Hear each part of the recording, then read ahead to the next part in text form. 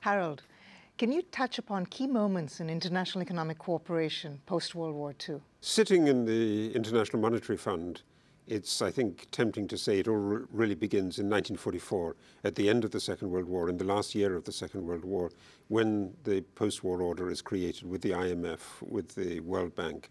There's another key moment, I think, in the 1970s, when also there's a really, really challenging, desperate situation with the big oil price increases, wondering whether the Western model is sustainable at all, and people are calling for a new international economic order.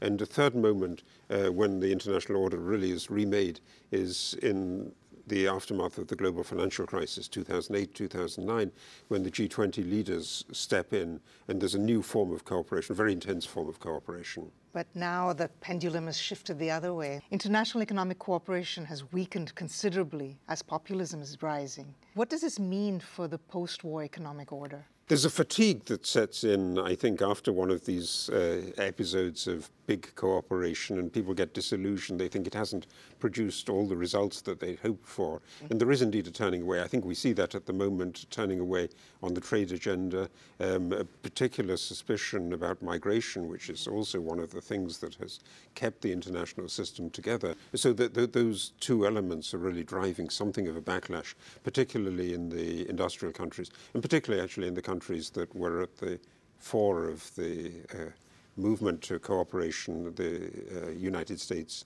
and the United Kingdom. So what does this all mean for international institutions? In your article, you ask, should international institutions be more like judges or priests or persuaders? What is the role of international institutions in today's changed landscape?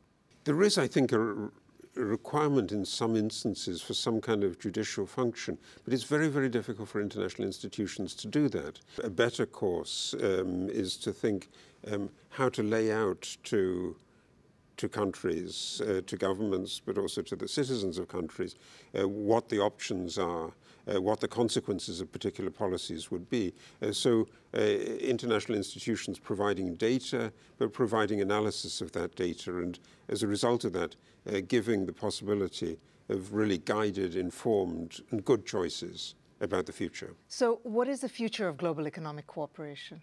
As long as there's a proper debate about these issues, I think people will really see that the world is linked together, that we're not in a zero-sum game, that we're not my gain is somebody else's loss, but that there is a future for cooperation, and the international institutions have a really critical role to play in that process. All right. Thank you.